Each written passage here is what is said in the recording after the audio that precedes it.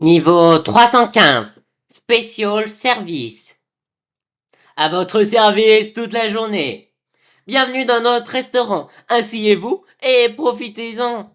Le niveau 315 est le 300e niveau des backrooms. Description. Le niveau 315 est un immense restaurant avec des tables, des chaises de différentes couleurs, mais principalement en rouge. Les murs du bâtiment sont en béton, recouverts, elles aussi, de papier peint rouge. Le sol est recouvert d'une moquette, éclairé par un éclairage au plafond. Il peut y avoir des assiettes en porcelaine et des couverts sur les tables du restaurant. Parfois, il y a de la nourriture sur ces assiettes. Ces aliments ne doivent pas être consommés. À la suite d'une expérience menée par le MEG, les 3 sujets qui ont mangé ces plats, plus précisément du steak et de la purée de pommes de terre, sont tombés malades après environ une demi-heure. Et bien que des interventions médicales nécessaires aient été appliquées, ils n'ont pas pu être sauvés et sont morts. Il peut y avoir des étagères en bois remplies de nourriture qui ne doivent pas être consommées également. Ces étagères peuvent contenir du sel, du poivre et du sucre, ainsi que des repas complets tels que des côtelettes, steaks, poissons et salades. De plus, le bâtiment peut comporter des décorations telles que des peintures et des plantes. La taille du niveau est incommensurable, avec un nombre infini d'étages estimés. Certains étages peuvent constituer en une seule grande salle, tandis que d'autres peuvent être composés de plusieurs petites pièces. Un texte chinois inintelligible couvre une grande partie des murs du niveau. De plus, il peut y avoir des écrans de télévision fixés sur les murs dans certaines parties du niveau. Ces téléviseurs diffusent des flux à des moments aléatoires, mais tout ce qui est visible sont des écrans vierges de différentes couleurs et des bruits de sonnerie étranges. Les haut-parleurs du restaurant jouent une musique apaisante et calme tout au long du niveau. En plus de cela, la majorité du niveau est remplie de bruits forts de climatisation. Il a été noté que l'atmosphère est généralement plus lumineuse et que les étages ont tendance à être plus larges à mesure que l'on monte dans le niveau, tandis que les étages inférieurs tendent à devenir plus sombres et étroits à mesure que l'on descend. De plus, les étages inférieurs semblent généralement disposer de plus de ressources que les étages supérieurs, comme de la nourriture, des boissons ou des lampes de poche. Cependant, les étages inférieurs sont beaucoup plus susceptibles d'abriter des substances dangereuses, comme la memory flame, par rapport aux étages supérieurs. Les vagabonds ont rapporté qu'ils se sont retrouvés à l'un des étages inférieurs dès qu'ils sont entrés dans le niveau. Mais il est aussi possible de commencer par les étages supérieurs. Des portes aléatoires fixées au mur peuvent être rouvées dans le niveau. Certaines de ces portes sont déverrouillées, tandis que d'autres sont verrouillées. Et les portes verrouillées ne peuvent pas être ouvertes par la force ou par n'importe quel outil. Les portes déverrouillées s'ouvrent généralement vers une autre partie aléatoire du niveau. Mais certaines peuvent directement s'ouvrir sur le void ou un autre niveau. Il n'est pas recommandé de faire du no-clip à ce niveau, car la probabilité de tomber dans le void est extrêmement élevée. Selon un chercheur de la BWO, 3 de ses amis se sont soudainement perdus au niveau, et il est probable qu'ils se soient no-clippés et tombés dans le void. De plus, des substances dangereuses, telles que du verre brisé et des gouttes de memory flame peuvent être trouvées sur le sol. Il y a aussi des boîtes éparpillées au sol du niveau. Ces boîtes sont pour la plupart vides. Cependant, ceux qui ne sont pas vides sont remplis de substances nocives, telles que la memory flame, l'eau de noix de cajou et le liquid pain. Certaines parties du niveau peuvent avoir des fenêtres donnant sur l'extérieur. Il n'est pas possible d'endommager ces fenêtres d'aucune manière et de les sortir en les déboîtant. Visiblement, ce qui est visible à travers ces fenêtres sont l'extérieur du niveau, constitué de routes asphaltées vides dans des plaines. Bien que ces routes soient pour la plupart vides, il arrive parfois que des voitures vides et sans conducteur passent assez vite sur ces routes. Les observations du ciel sont montrées que le temps est au moins plusieurs fois plus lent dans ce niveau par rapport au front room. De plus, la nuit est beaucoup plus longue dans les niveaux par rapport au jour. Et il est assez rare de vivre le niveau en plein jour. Les vagabonds au niveau ont rapporté avoir entendu d'étranges chuchotements et pas au fil du temps. Ces bruits ont augmenté avec le temps. On pense que cela est un effet psychologique du niveau sur les rangs. Les experts recommandent de boire de l'eau d'amande dès que ces bruits commencent à apparaître. Si les bruits ne diminuent pas, Il est conseillé de les ignorer complètement et de se concentrer sur l'objectif. Au fond du niveau, il y a une zone appelée la cuisine. La cuisine est une pièce où chaque repas est préparé. Il est fortement déconseillé de manger la nourriture que le cuisinier prépare ici, car on ignore ce qu'elle contient. Le four est assez grand pour qu'un adulte puisse y tenir confortablement, ce qui soutient l'hypothèse que des humains étaient à l'intérieur de la nourriture. Cependant, cette hypothèse reste à prouver. Néanmoins, ce qui est admis par les vagabonds, par contre, ce qui est admis par les vagabonds capturés par le cuisinier est inconnu et aucune trace d'eux ne subsiste. BWO a récemment trouvé un carnet ressemblant à un journal intime posé par terre, avec une seule page de notes écrite à l'intérieur. Voici la note récupérée. Oh mec, je crois que ça fait un jour ou deux que je suis arrivé ici. Il est un peu difficile de savoir l'heure de la journée. Donc, le plan maintenant est d'écrire ici sur mes expériences avec cet endroit. Et puis, j'ai essayé de trouver un moyen de sortir d'ici. Eh bien, tout d'abord, laissez-moi vous expliquer ce qui se passe autour de moi. Partout, et j'y vais, partout, il y a des tables et des chaises. Certaines de ces tables contiennent de la nourriture, d'autres des restes. La nourriture ne me semble pas sûre, donc je ne vais pas la goûter, même si j'ai faim. En fait, à un moment donné, j'irai voir un cadavre assis sur l'une des chaises, et l'air empoisonné. Donc oui, il y a une grande probabilité que la nourriture soit empoisonnée. Et j'ai trouvé des portes dans certaines parties du niveau, des portes qui semblent déplacées. Ces portes ressemblent à des portails, menant à des parties du niveau sans lien entre elles. Cependant, une porte que j'ai ouverte mène directement au void. J'ai de la chance avant de mon réflexe. Sinon, j'écrirais ça en flottant dedans. Quelques portes semblent mener à différents niveaux. Honnêtement, j'aurais pu y entrer pour sortir d'ici, mais cela semble encore pire qu'ici. Alors, je préfère rester ici.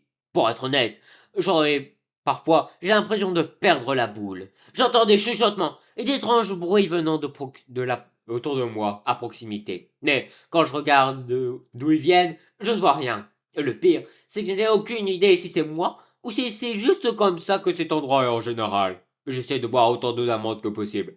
Mais les voix ne disparaissent pas. En fait, elles ont commencé à devenir plus fortes ces derniers temps. De plus, cet endroit est assez vide. Je ne crois pas avoir vu d'entité dans le coin. Enfin, sauf quand les lumières s'éteignent, bien sûr. Entité. Le cuisinier. Le cuisinier est l'entité responsable de la gestion du niveau, du restaurant. Le cuisinier prépare chaque plat au niveau et capture tout vagabond qu'il trouve. L'apparence du cuisinier est identique à celle d'un cuisinier standard, mais sans visage. Il semble être un Fizzling exceptionnellement puissant, car il est rapide et musculairement plus fort que les autres Fizzlings. La cuisine est l'espace du travail principal du cuisinier, et il peut visiter le restaurant principal pendant son temps libre. Les héros doivent se cacher pour survivre pendant qu'il les poursuit. Sous les tables et sous les chaises se trouve l'endroit le plus idéal pour se cacher, car il n'y a pas d'autre cachette appropriée. Document ouvert. Fichier numéro 1. Événement à l'heure du dîner. De temps en temps, le cuisinier sort de sa cuisine. Toutes les lumières s'éteignent et le bâtiment plonge dans l'obscurité. Un brouillard remplit l'air. Et le vagabond réalisera bientôt que c'est la fumée de la soupe incroyablement chaude que le cuisinier a apportée. Le cuisinier s'approche du vagabond qu'il voit et s'approche de lui d'un air amical, lui offrant un peu de nourriture qu'il a apporté. Manger cet aliment entraînera la mort, car il est soit toxique, soit extrêmement chaud. La façon d'éviter cela est de se cacher du cuisinier ou de fuir. On m'avait prévenu, avant d'entrer dans les niveaux, des risques ou quelque chose comme ça. Même si je savais que ça allait m'arriver, j'ai continué d'avancer. Je me souviens du premier moment où mon ami et moi sommes entrés dans les niveaux. La musique calme qui jouait dans les haut-parleurs me donnait des frissons. Et je me préparais à tout ce qui pouvait arriver, avançant prudemment pour éviter les substances nocives sur le tapis, priant pour que les lumières ne s'éteignent pas. Mais c'est arrivé. Vers la troisième heure de marche dans le niveau, la musique qui passait sur les haut-parleurs s'arrête soudainement. C'était comme si je savais à quoi nous avions affaire. Juste après l'arrêt de la musique, les lumières s'éteignirent soudainement. Et j'attrapai mon ami qui pensait que le courant était coupé. Et j'ai commencé à courir, cherchant un endroit où me cacher. Les mots « l'heure du dîner » écrits sur les écrans des murs m'ont donné la chair de poule. Mon ami et moi avons commencé à courir jusqu'à ce que nous apercevons la silhouette un peu devant nous. La silhouette était dans l'obscurité, sans visage et portant un chapeau de chef. Et j'ai su qu'il était là dès que je l'ai vu. Mon ami ignorait ce qui se passait et il était juste derrière moi. Et nous avons commencé à courir dans la direction opposée.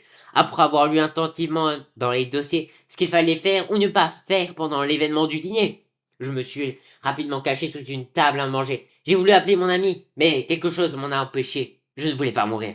Mon ami a continué à courir, et au bout d'un moment, le cuisinier et mon ami ont tous deux disparu. Je pouvais deviner ce qui lui était arrivé, mais je ne voulais pas y penser. J'ai fermé les yeux très fort. Au bout d'un moment, les lumières se sont rallumées, et j'étais en sécurité. J'ai cherché désespérément mon ami pendant un moment, mais je savais que je ne le trouverais pas. Après avoir erré un moment, ma mission était terminée. J'avais rassemblé toutes les informations nécessaires pour le niveau.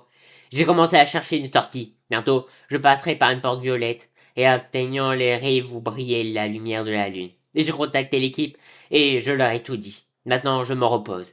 J'ai peur. Maintenant, me voilà, assis, ici, à regarder la seule photo que nous avons de l'événement. L'établissement. Le niveau 315 a quelques bases connues. La place du vagabond, se définissant comme favorable au vagabond, Wonderworld Place, la place du vagabond, est un groupe du niveau 315 qui vise à se lier d'amitié et à commercer avec les vagabonds perdus. Ils ont aussi à purifier la nourriture toxique trouvée dans le niveau d'une manière ou d'une autre et à l'utiliser comme source de nourriture, tout en nourrissant les vagabonds qu'elles rencontrent. Comme il n'existe aucun cas enregistré de décès de quelqu'un mangeant ces plats, les techniques de filtrage de Wonderworld Place, la place vagabond, semblent sûres. Comme le groupe a adopté une politique de paix totale, il n'a pas d'ennemis. Anti-Cook, connu sous le nom d'Anti-Cook, autrement dit anti-cuisinier, ce groupe vise à tuer la seule entité à ce niveau, le cuisinier. Ils sont généralement amicaux envers les vagabonds qui ont collaboré avec quelques autres petits groupes, dont Wonderworld Place. Par le passé, on estime que les anti-cooks sont actifs depuis 40 ans. Au cours de ces 40 dernières années, le groupe a mené de nombreuses batailles contre le cuisinier, mais n'a pas encore réussi à lui affliger des dégâts significatifs. Avant base,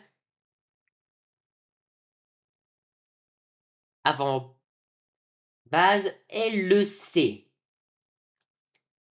Section D. Avant-poste D est une base de recherche mineure, appartenant au groupe des colonies expérimentales de liminalité. C'est un avant-poste rarement utilisé. Le nombre de projets de recherche menés dans cet avant-poste a culminé au début des années 2010, mais a progressivement diminué en raison des dangers du niveau, atteignant le fond après un massacre impliquant le cuisinier. Bien qu'il soit encore utilisé occasionnellement aujourd'hui, aucun groupe n'y travaille actuellement. Outre ceux mentionnés ci-dessus, il existe de nombreux autres petits groupes à ce niveau, mais aucun n'a connu de succès digne d'être mentionné. En plus de ceux-ci, il existe d'autres groupes qui faisaient autrefois partie de grands groupes à ce niveau, mais qui ont depuis diminué, ou qui existaient autrefois, mais qui n'existent plus. Entrée et sortie. Entrée. Il existe actuellement 4 entrées connues au niveau 315. Les cuisines du niveau 5 ont une chance à mener ici. Entrez dans un bâtiment marqué Cook Place à n'importe quel niveau mène ici. Le niveau 98 peut soudainement vous envoyer ici sans avertissement. Sortie. Si l'on rentre dans un bâtiment marqué Cook Place, sortir par la porte d'entrée vous ramène au niveau où l'on se trouvait avant le niveau 315. Trouver et entrer dans une porte suspendue au plafond peut vous mener au niveau 28. Trouver une porte néon et entrer vous mènera au niveau 154. Entrer par une porte violette permet d'atteindre le niveau 246. Bien que incohérent, le no-clip n'importe où peut parfois mener quelqu'un au niveau 960. Le no-clip mène au niveau 960, bien que cela soit inconstant.